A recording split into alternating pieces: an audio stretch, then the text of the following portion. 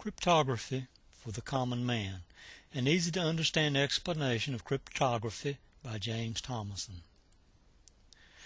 According to dictionary.com, the definition for cryptography is to practice and study of encryption and decryption. What does encryption and decryption mean?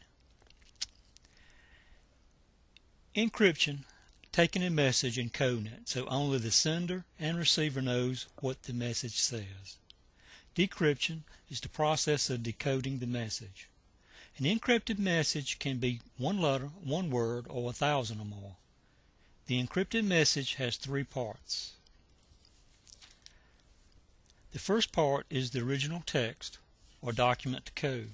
The second part is the cipher key or encoded device or algorithm. And don't let the word algorithm scare you. It's just a step-by-step method that repeats to create or decode the message. And the third part, the decoded message, which is called the ciphertext. The main part of a coded message is the cipher. There are all kinds of ciphers. There are as many ciphers as there are stars in the universe. Some methods are simple and some are complicated. A simple method would be a substitution cipher, where the cipher key is a printed document and you associate a number to each word. A good example of this is the bill treasure documents.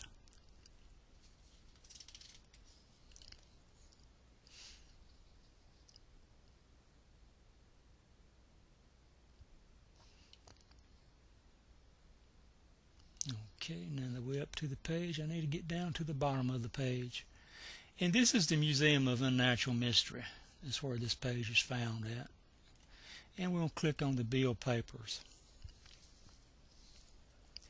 A treasure that was hidden near Beaufort in Bedford County, Virginia in 1819 and 1821. There are three documents and only one has been broken in over 150 years. The coded message, the second message, is broken and it used the Declaration of Independence as a cipher key. And let's get down to the very bottom, and this website gives a lot of information for anybody that's interested. Yep, there we go. There's the Declaration of Independence with a number beside the word. You can see that a number was assigned, and it's the initial letter for each word that was used to break the code. And also, when you're looking at this, please note that the author of the cipher made a lot of mistakes, or a few mistakes. And right there is the actual cipher itself. And let's go down here and notice it says, I have deposited in the county of Bedford, about 4 miles from Beaufort, in an excavation of vault. And so it describes what was in the cipher itself. Alright, now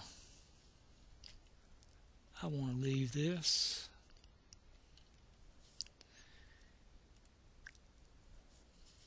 I listed the words with the numbers and the initial, and after going through about 2 lines of decoding the cipher, you can tell that the Declaration of Independence was used as a cipher. And the person that made the cipher got off count every now and then. It was obvious. The mistakes were explained on the web page at the very bottom. Good luck if anybody that wants to try to decipher the rest of the codes to find the treasure. And when you actually lay these out, it's kind of hard to understand. So you need to decode quite a few lines to get a feel for it. There are many famous ciphers and devices. The Lorenzo cipher was an industrial-type machine used by the Germans during World War II. The Enigma was the field unit used by the Germans. We should be thankful that the ciphers were broken for those devices, or the whole world might be speaking German today. I showed you an example of a Schiff cipher, the Bill cipher. Now, the one-time pad is used to communicate to submarines today. One time means the cipher is used one time only. combinations of block and XOR ciphers, which is broken down to S boxes that go through another 16 rounds of ciphering, is used today. And that standard is AES or Regideal. This brings us back to the original question. How does cryptography help modern man? Modern man can send coded messages, email messages, if he knows how. If he's worried about hackers getting into his computer system, he can encrypt data files on his computer. Encryption standards are used on today's computers are regulated through the National Institute of Standards and Technology along with the National Security Agency. And that standard is AES or versions of it. Now, how does a person encrypt email messages? Here are the steps for encrypting outgoing emails using Vista Windows Mail. I'm sure it's similar for Windows 7 and XP. Now I'm going to demonstrate that for you.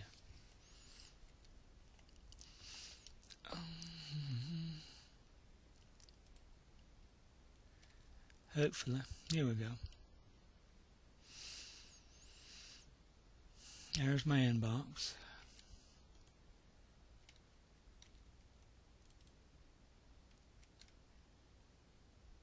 Here we go. Click the toolbar.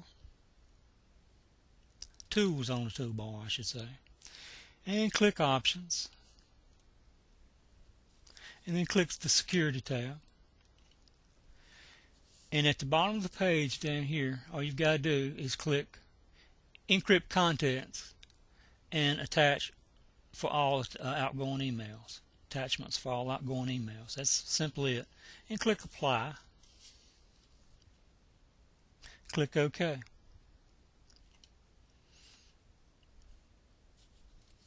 That's basically it.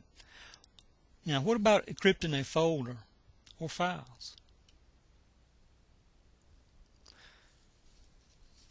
Well, the home edition of Vista, Windows 7, and XP won't let you encrypt data files, so if you need to do this, you may need to upgrade your software. I have Vista Home Edition on my computer, but I still can show you how to do this. Let me find a folder that I want to encrypt.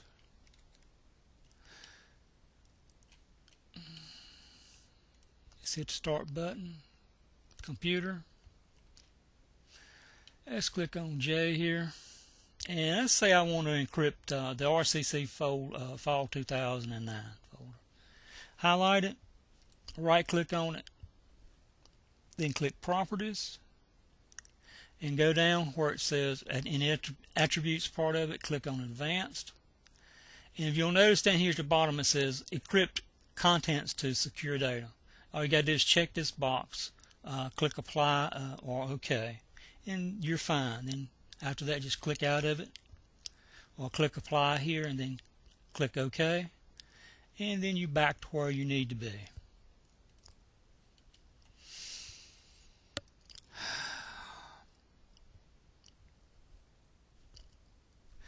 It's important when you encrypt a folder or file to be sure to back up your encryption certificates.